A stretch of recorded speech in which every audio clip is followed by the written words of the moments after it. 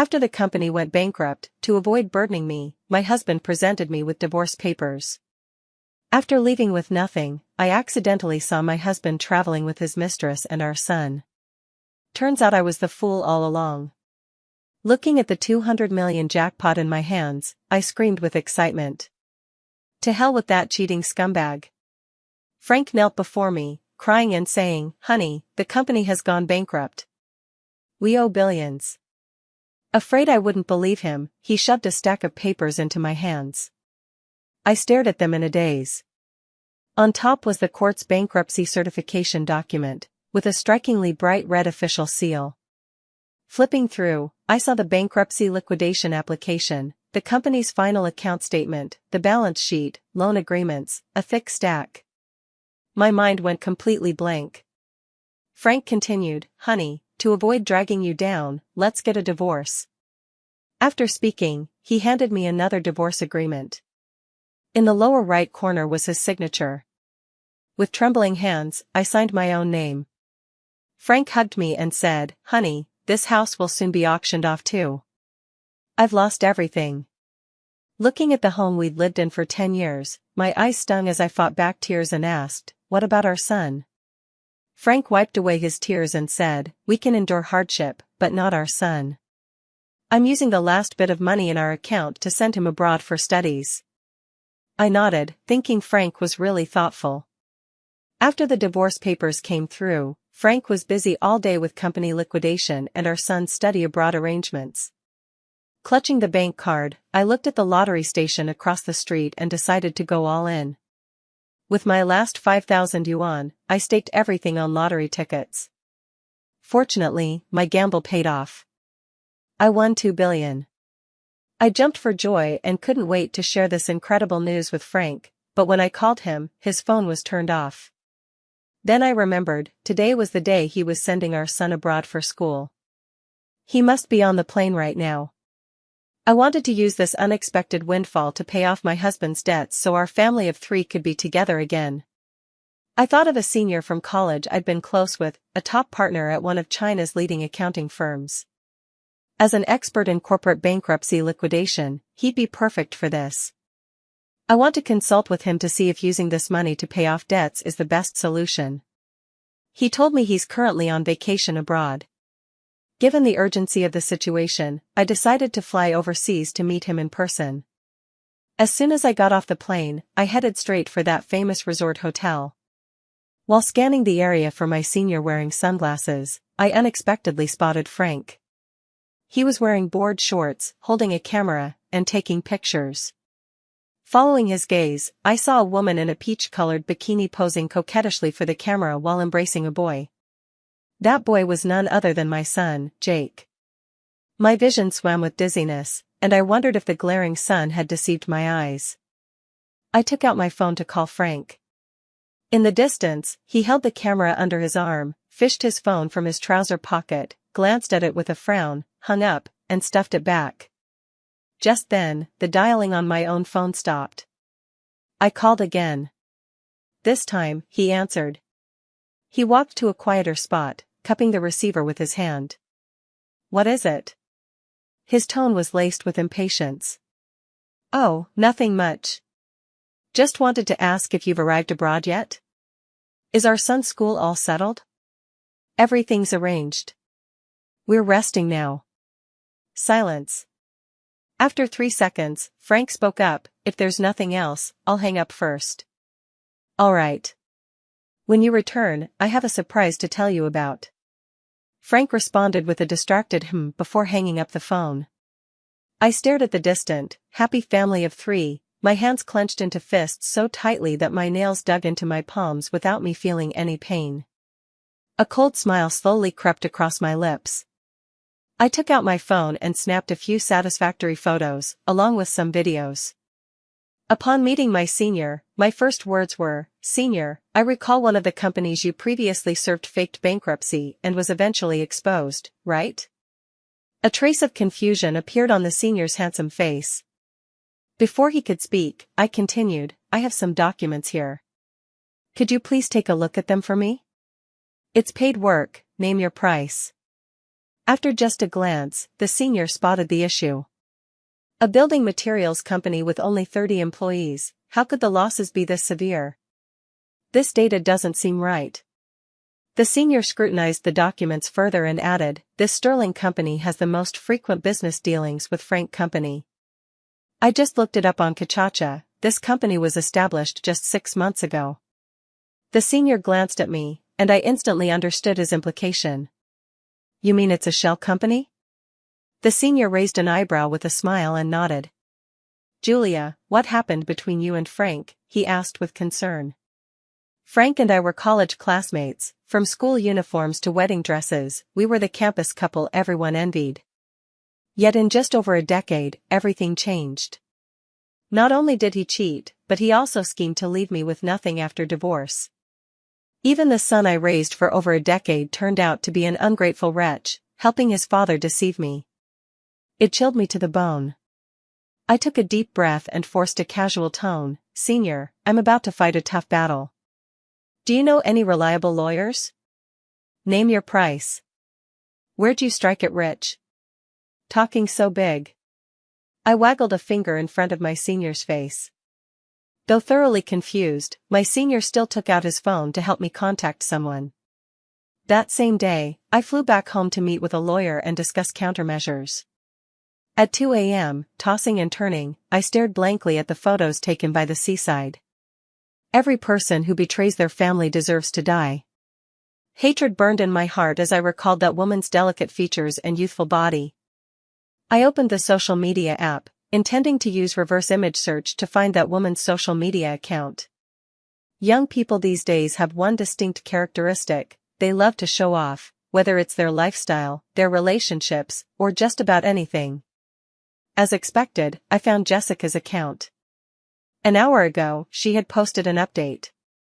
In the 9-grid photo collage, there she was, unmistakably posing in a swimsuit by the beach in various positions. Although 2 of the group photos had people blurred out, I still recognized them as Frank and Jake. I saved the photo to my phone. As I kept scrolling, this woman didn't disappoint, Frank had indeed been involved with her since a year ago. I methodically saved all this evidence. A plan for revenge was brewing in my heart. By the time Frank returned with our son and his mistress, I had already moved into the apartment directly above his. Standing at their doorstep, I held a bag of moldy fruit. The trio had been laughing and chatting, but they froze the moment they saw me. Mom, how are you here? I looked at my son with a forced smile and retorted, I was about to ask you the same thing, what are you doing here? My son, still young after all, turned to look at his dear father for help. Frank wore a sorrowful expression, his tone dripping with sincerity. Julia, I'm sorry. I lied to you. The truth is, I never enrolled Jake in a school abroad. I've been broke for a while now, and I didn't want to worry you, so I resorted to this. I let out a mocking laugh, eyeing the woman in the crop top and miniskirt beside him. And who might this be? Oh, this is the buyer I told you about. Yes, we're selling the house to her. I brought her here today to transfer the property.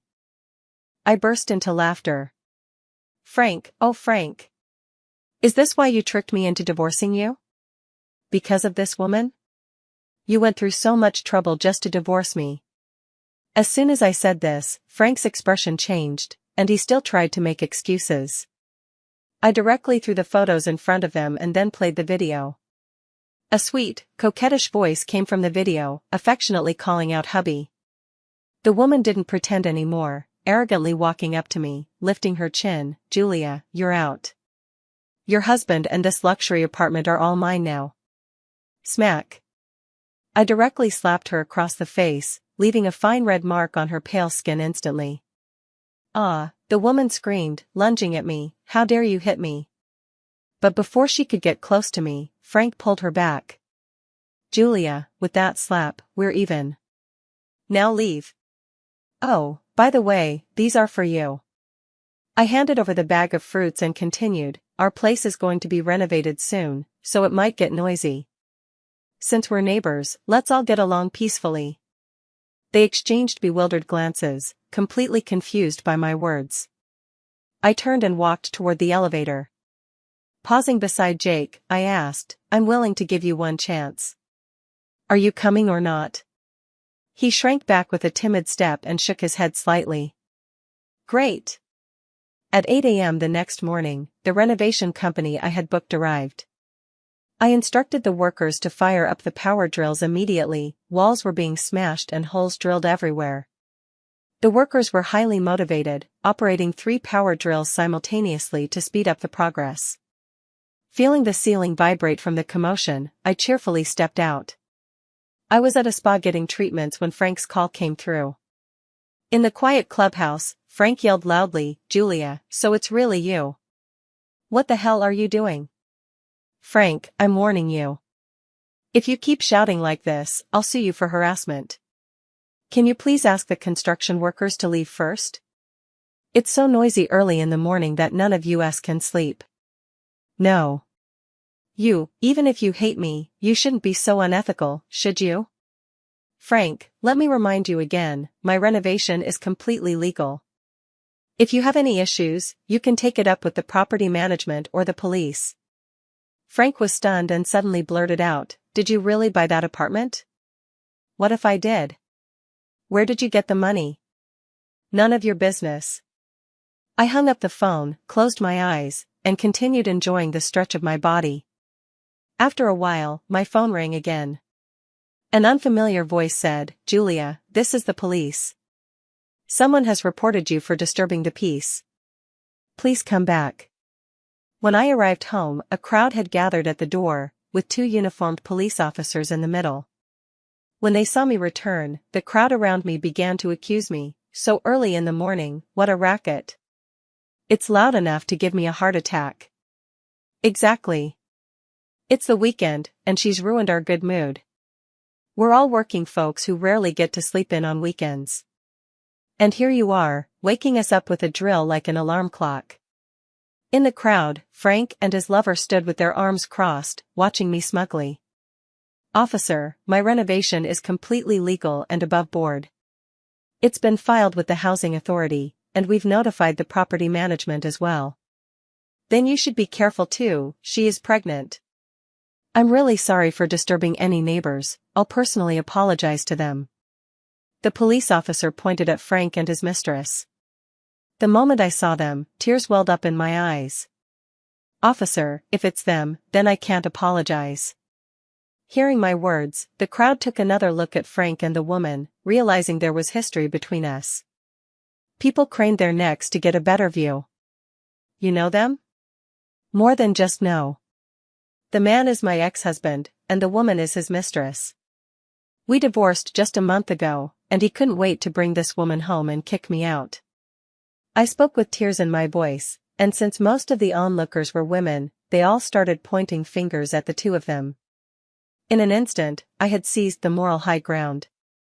Hearing the crowd criticizing her, the woman jumped out and pointed at me, shouting, "Who can you blame if you can't keep your own husband?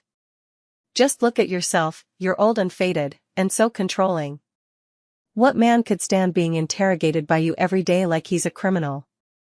I lowered my head and sobbed, my shoulders shaking violently. As her finger nearly jabbed into my nose, I turned and hid behind the police officer.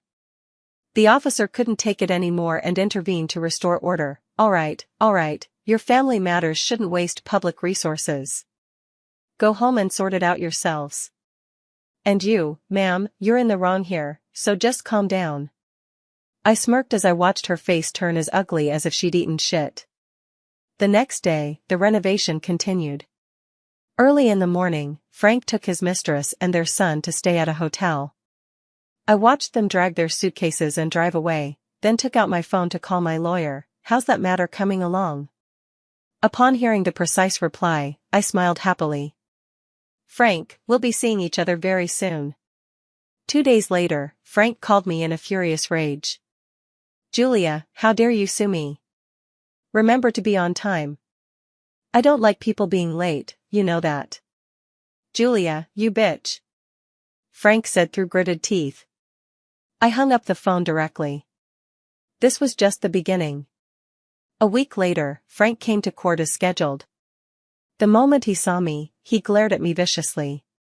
The woman beside him, his mistress named Jessica, spat in my direction. "Your Honor, my husband Frank, during our marriage, had an affair with Jessica, transferred a total of 200,000 yuan to her, and spent another 500,000 yuan purchasing luxury handbags, jewelry, clothing, and..." Before I could finish, Jessica couldn't wait to defend herself. "Your Honor, this woman is lying. Frank and I are lawfully married." The judge gave Jessica a displeased glance and said, "Let the plaintiff finish speaking first. You'll have your turn to speak later." Jessica glared at me resentfully and shut her mouth. For the past 10 years, I sacrificed my career as a homemaker for this family, yet never received the recognition I deserved. Frank tricked me into signing divorce papers by claiming his company went bankrupt, leaving me with nothing. I demand compensation from the defendant for emotional damages and financial reimbursement for my years as a homemaker. Additionally, I demand the defendant Jessica return the marital assets totaling 898,000 yuan. Only then did the judge glance at Jessica and ask, "Defendant, do you have anything to say?" "Yes. Yes." Jessica said eagerly with a smug expression, "That money was all payment from Frank for procurement goods. It's noted in the remarks." I looked at her and shook my head, then retorted, "Just because you say so doesn't make it true. Where's the procurement contract? Where are the invoices? Why was the payment made to you privately instead of through the company account?" Jessica was left speechless by my questions and turned to Frank for help. Under the intense gaze of everyone, Frank slowly uttered 2 words, "Tax evasion." Ha ha ha, I laughed wildly inside. This person really doesn't realize he's digging his own grave. The judge gave him an exasperated look and continued, "Defendant, if you have no evidence to prove otherwise, then it is considered an unconditional gift. During the marriage, any transferred funds can be reclaimed by the other spouse." Jessica was dumbfounded. I spent it all," she said tearfully. "That's your problem. Now, I am your creditor. You have 3 days to repay the full amount." The lawsuit was a foregone conclusion. I walked out of the courtroom with my head held high. Jessica followed me, looking unconvinced as she said, "Julia, don't get cocky. It's just over 800 grand, even if you asked for 1 million, I wouldn't care, humph. You probably have no idea." As if realizing she'd said too much, she abruptly stopped talking and smirked at me, her eyes dripping with disdain. Frank stepped forward, pulling her away, clearly afraid I might uncover some secret. "Hey, stop right there." I marched up to them and spat fiercely at Jessica. Jinx. While Jessica was hopping mad, I pulled open the car door beside me and slipped inside. After my house was renovated, Frank downstairs also hired a decoration company. At 8 a.m. sharp, I was jolted awake from my dreams by the sound of an electric drill. Going downstairs, I saw Frank arm in arm with Jessica, looking at me with a smug expression. "Honey, let's redesign our house again. The previous decoration was hideous. Who on earth has such terrible taste?" Jessica's mouth was talking to Frank, but her eyes were on me. I might as well have treated it like she farted. "Renovations cost a lot, don't they? Didn't your company just go bankrupt?" I asked with concern. Frank's expression darkened instantly, turning fierce. "None of your business." I chuckled and replied, "Guess it really isn't my business." I took 2 photos of the house being renovated, then took the elevator downstairs. I found a quiet spot and started making phone calls one by one according to the list. It took me a full 2 hours until my phone ran out of battery before I finished all 16 calls. Early the next morning, I finally stopped hearing that brain-drilling noise. Instead, it was replaced by intense arguing voices. When I went downstairs, the entrance was packed with layers upon layers of people inside and out. Faintly, I heard someone inside shouting, "Frank, you have money to renovate the house but can't pay our wages? Let's all get together, this unscrupulous boss is withholding our hard-earned money. We'll fight them if we have to." Soon after, the sound of things being smashed and women's screams could be heard. I crossed my arms and watched the commotion with everyone else. After a while, someone shouted, "The police are here." Just then, 2 uniformed officers stepped out of the elevator. Moments later, the police escorted Frank out. The moment I saw Frank, I couldn't help but burst into laughter. He was wearing pajamas and oversized shorts, with a large red bump swelling on his forehead, looking utterly disheveled.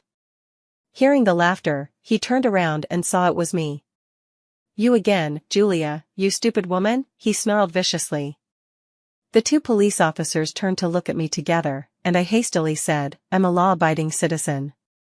I recognized them. They were the same officers who had come to handle Frank's noise complaint last time. Behind Frank followed dozens of men and women with aggressive expressions, all wearing identical white t-shirts emblazoned with bold red characters in the center, "Frank, pay us back." I recognized the man leading the group. His name was Daniel, a longtime employee of Frank's company who had been with us since the early days of the startup. That's right, it was us. In the early days of Frank's startup, I invested all my savings to support him, and he gave me 20% of the shares. However, later when the company became stable, he returned my initial investment and had me transfer my shares to him, making him the largest shareholder of the company. And I, naturally, became a housewife. I once read a saying online that couples can endure hardship together, but not share prosperity. How true that turned out to be. Frank was sued for unpaid wages. It seems he used that trick to deceive many people, including me. 24 hours later, Frank returned looking utterly dejected. Instead of going home, he came straight to my place and started banging on the door. "That's a top-tier security door I installed. If he wants to smash it, let him be my guest." Meanwhile, I was already miles away at a 5-star hotel. No way was I waiting around at home for him. Watching Frank lose his mind on the surveillance feed while savoring a gourmet meal that cost $1,000 per head, pure bliss, I tell you. Only when he'd made enough of a scene did I finally call property management to report someone maliciously damaging my private property, asking them to handle it. 3 minutes later, Frank was politely escorted out by the property management. Shortly after, my phone rang. Seeing the caller ID, I immediately turned off my phone. I couldn't let that revolting person ruin my meal. After finishing dinner, I turned my phone back on and found a number in my contacts to dial. "Hello, Richard, how are you? Do you remember me?" "Yes, it's me. You have an excellent memory. Actually, there's something I'd like to tell you." "Oh, you already know?" "Ah, that's what he said? I have something here that my accountant friend has looked over. I think you might need it." "Alright, I'll send it to you now." I stared at the set of numbers in the photo, deliberately zooming in for a closer look before sending them to Richard. After doing all this, I signed up for a tour group and went abroad for a week's vacation. When I returned home, I unexpectedly saw my long-absent son. He had noticeably lost weight and was looking at me timidly. "Mom. Don't call me that. I can't bear it. Mom, Dad sold the house. I'm homeless now. Can I come back to you?" my son pleaded. I couldn't help but laugh bitterly to myself. My son had never been this cautious around me before. He always said I was too overbearing, that I controlled him too strictly and left him no freedom. With me, he'd only ever shown cold defiance, never this careful timidity. I remained silent. He continued, "Mom, no matter what happened between you and Dad, I'm still your flesh and blood." "Exactly. Now I regret ever giving birth to you."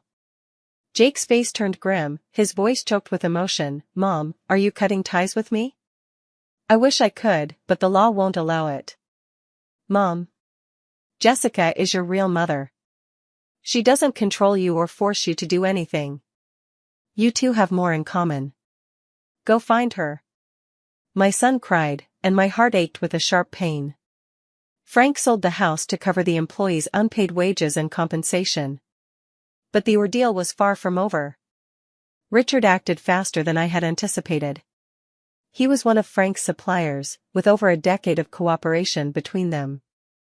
I had leaked the flaws in Frank's bankruptcy application to him, and being a seasoned player, he immediately spotted the loopholes.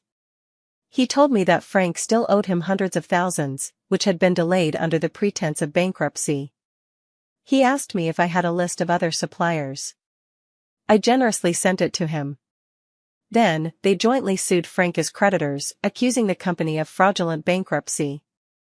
They wanted Frank to cough up every penny he had taken. I couldn't wait to see Frank lose the case and go berserk in court. On the day of the trial, I showed up wearing a full face of flawless makeup, dressed in designer professional attire, and strutting in high heels. Since I no longer had to stay home taking care of my son and serving my husband, I found myself with much more free time.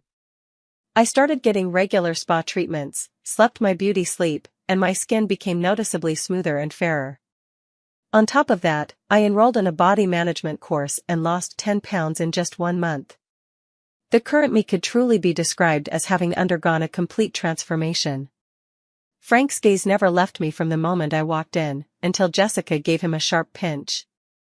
"We are suing Frank for fraudulent bankruptcy, forging official seals, fabricating debts, and concealing assets, all of which have severely harmed the interests of creditors and others. We request the judge to investigate thoroughly." Before Frank could respond, Jessica waved a piece of paper excitedly and exclaimed, "Your Honor, we're truly bankrupt." The judge at the bench banged the gavel loudly, but Jessica pretended not to hear, shouting hysterically in the solemn and quiet courtroom. Finally, the judge sternly warned her that she would be expelled from the court if she continued making noise, which finally made her behave. I looked at her like she was an idiot. This woman had beauty but no brains. At that moment, Frank's lawyer spoke up unhurriedly, "Your Honor, here is the bankruptcy petition from my client's company." The lawyer respectfully handed over the documents, and the judge lowered his head to review them. "Plaintiff, what evidence do you have to support your claims?" Upon hearing this, Richard's lawyer immediately stood up. "Your Honor, these are the financial statements provided by the defendant's company to the bank. There are multiple questionable points, which we have compiled for your review." After examining them, the judge nodded and asked, "Defendant, do you have any explanations?" Frank then presented a thick stack of invoices. Soon, the judge asked a question, "Were all these invoices paid to Sterling Company?" Frank replied, "Yes." The moment I heard that name, alarm bells went off in my mind, and I leaned over to whisper a few words to my lawyer. This company was established just 6 months ago, whereas the defendant's company has been operating for 15 years. A company that's only been around for half a year engaging in substantial business dealings with a 15-year-old enterprise. Your Honor, could the defendant please explain the reasoning behind this? The lawyer spoke deliberately, and I could see Frank's face turn pale. Before Frank could speak, Jessica beside him couldn't sit still any longer and blurted out, "We like it, none of your business." I rolled my eyes. The next second, Frank covered her mouth and glared at her. The judge gave Jessica a second warning. Jessica pouted, looking utterly wronged. Then, our side presented new evidence. 6 months ago, Frank set up a private account overseas, and every 2 weeks, 5-digit sums were transferred to this account. If Frank's business was operating at a loss, where did this money come from? The judge flipped through the documents and asked, "Defendant, what do you have to say about this?" Frank had a sudden inspiration and replied, "This is money saved for my son's overseas education." If it was funds intended for a child's education, why were they processed through the company account, with falsified invoices, and recorded in the corporate balance sheet? How do you explain that? Frank was rendered speechless by the series of questions.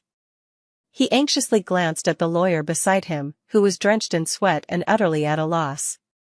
Our side took one look at Frank and dropped the final bombshell. 1 month ago, the defendant sold company assets at a low price to Sterling Corporation, whose legal representative is named Mike. Your Honor, our investigation has confirmed that Mike has an unusual relationship with the defendant's current wife. After speaking, the lawyer handed over a stack of photocopied photos and documents. Frank glanced at Jessica in disbelief and questioned, "Isn't he your cousin?" As soon as these words were spoken, even the judge was stunned. This lawsuit was won without a doubt, and the judge immediately declared. The defendant, Frank, is guilty of fraudulent bankruptcy, severely harming the interests of creditors. He is sentenced to 2 years and 6 months in prison, with a 1-year probation, and fined 200,000 yuan. Outside the courtroom, Richard warmly shook my hand. Frank rushed over and thumped to his knees right in front of Richard. "Richard, can you give me another chance?" Richard gave him a disdainful look, snorted coldly, and turned away. Frank turned to me and started cursing. "Julia, you bitch, I hope you die a horrible death, you poisonous woman. Isn't my money going to be your son's anyway? Are you happy to see me go to jail?" I curled my lips into a smirk and said, "Yes, watching you go to prison makes me so happy. I'm practically dying of joy." All of Frank's account funds were frozen. Not a single cent of the money he tried to transfer can be retrieved now. Frank's face turned ashen. As he turned his head, he suddenly realized Jessica had disappeared at some point. "Have you seen Jessica?" he asked the lawyer. The lawyer shook his head. Then Frank took out his phone and made a call. He tried several times, but it was probably all switched off. He became increasingly irritable, kicking the ground hard with his foot. "Hey, let me give you a hint." I opened my phone and showed him a video. His face twisted with rage as he started cursing Jessica loudly, then quickly ran toward the car and drove off at an astonishing speed. I looked at the video. It was a clip of Jessica cheating with a man. As for that man, Frank certainly recognized him. It was the so-called cousin Mike she had mentioned. I knew Frank was done for. A surge of pleasure rose within me. Today was truly a day to feast. I made plans to meet my senior and tell him about the trial results. He sighed. Frank is a very capable man, otherwise he wouldn't have gotten this far starting from scratch. But men, once they get rich, they turn bad, their hearts become tainted. While investigating Sterling Company, I noticed something off about Mike. How could an uneducated punk become a legal representative? Who gave him the courage? Naturally, it was Jessica. He and Jessica grew up together since childhood. The two of them hooked the big fish Frank and surely swindled him out of everything he had. When Frank proposed transferring company assets under the guise of bankruptcy and needed to set up another company, Jessica immediately thought of Mike. Having navigated society for years, Mike was slick enough to leave Frank completely unaware of the deception. At first, I noticed something fishy between them through Jessica's social media posts. Indeed, a woman's intuition about affairs of the heart is uncannily accurate. How will Frank, who has been betrayed, react with furious humiliation? How will he take revenge on Jessica? I'm watching with bated interest. Before long, I received a call from the police. It turned out that Frank had jumped from a building. He didn't die and was being treated at the hospital. Since he had no other close connections in the city, they could only call me his ex-wife. "Is this Julia? Do you know Frank?" I nodded and replied, "He's my ex-husband." "Do you know Jessica and Mike?" "I know Jessica, she's my ex-husband's current wife." "Well, there's a situation we need to discuss with you. Could you please come to the hospital?" "Okay." When I arrived at the hospital, I found out that the person who called me was actually a police officer. We received a report of a physical altercation. When we arrived, Frank and Mike had just jumped from the building together, and Jessica was lying nearby, unconscious. Jessica has regained consciousness. The doctors performed surgery on her, and she has just given her statement. "What happened to her? What's going on?" I asked. "She had a miscarriage. After waking up, she said it was caused by Frank assaulting her." "What about Frank?" "Frank is in the ICU now. The doctors say he'll most likely be paralyzed from the neck down." "Officer, what would you like to know?" "I'll tell you everything." The police officer then asked me many questions, whether I understood the relationships between Frank, Jessica, and Mike, and why they had gotten into an argument. After completing the police report, it was already 2 a.m. when I left the hospital. The hospital was still brightly lit. In the distance, an ambulance came wailing in, and an ER doctor rushed past me, making me hastily step aside. Watching this scene, my mood suddenly turned somber. In a daze, I returned home, washed up hastily, and collapsed into bed. The next day, I was awakened by the doorbell. The property manager stood at the door, with Jake beside him. Seeing me, he burst into tears with a wail. "Mom, Dad. Come in." I opened the door to let him in. Carrying a backpack, he entered and immediately forgot his tears, his wide eyes darting around curiously. "I already know about your father. He brought this on himself." To my surprise, my son nodded in agreement. "Mom, I finally understand now, everything you did before was for my own good. You're the best, Mom. It's too late to understand now." From Jake's words, I learned that Mike had died. That day, after Frank stormed off in anger, he went straight to Sterling Company. The place was already deserted. After Frank got entangled in lawsuits, Mike had begun making preparations to abscond with the funds. With Jessica's cooperation, the two of them had made thorough preparations. The day the lawsuit was lost, Jessica excused herself to go to the restroom and never returned. She had gone to meet up with Mike. The two hid in an abandoned construction site, but unexpectedly, Frank found them. After all, they were holding Frank's entire life savings.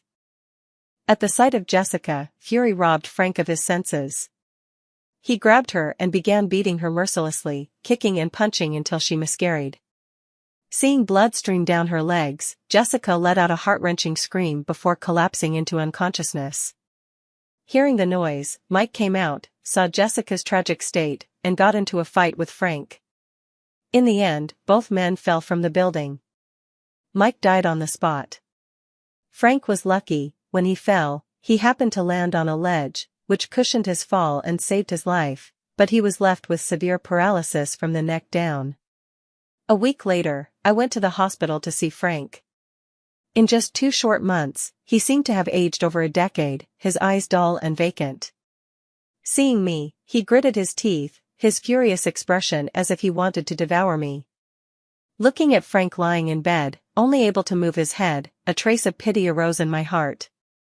"Julia, how dare you show your face here? If it weren't for you, would I have ended up like this today?" I laughed. "I've never seen someone as shameless as you. Clearly, you're the one who did wrong, yet you push all the blame onto others." Frank could only glare at me in frustration. I laughed, deciding to strike another blow. "You know what? Mike is dead."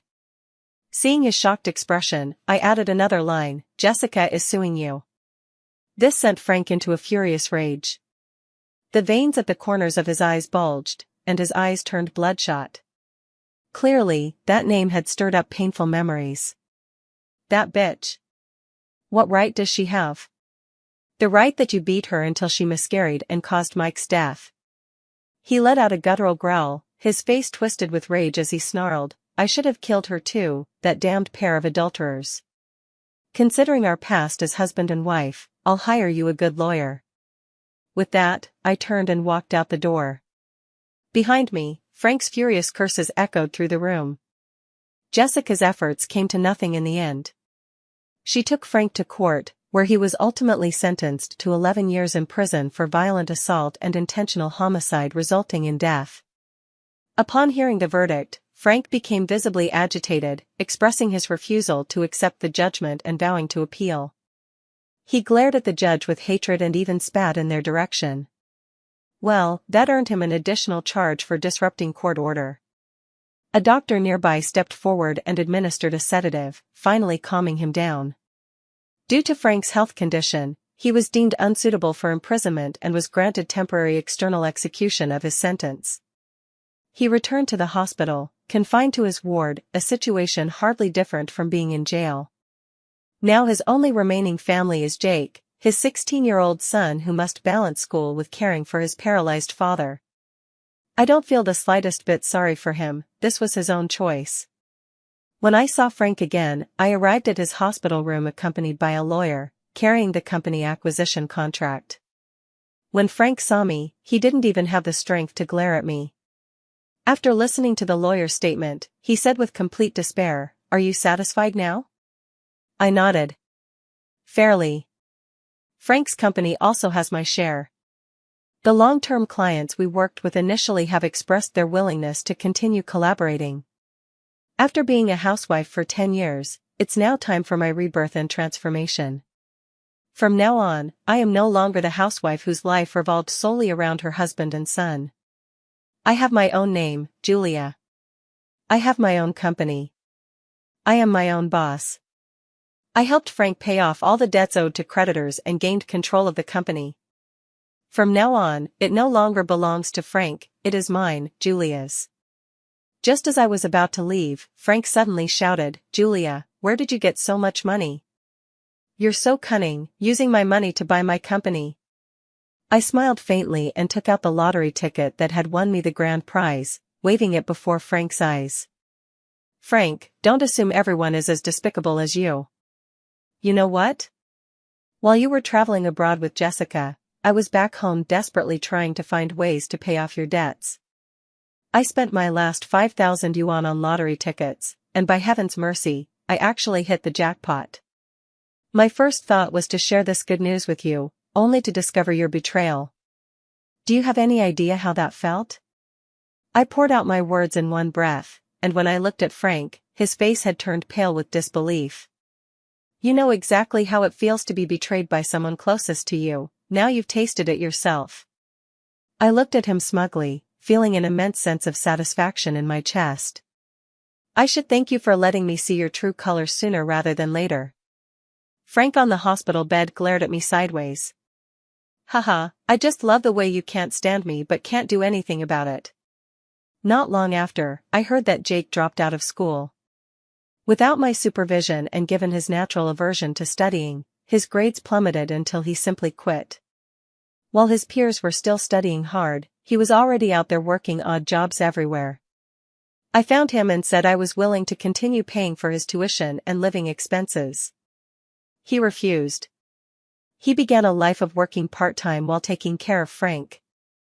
I chose to respect his decision. My daily life became busy yet fulfilling as I poured all my time and energy into work. Several months later, the company gradually stabilized, and I began intentionally grooming a successor. From then on, the world was my oyster, and I could soar freely.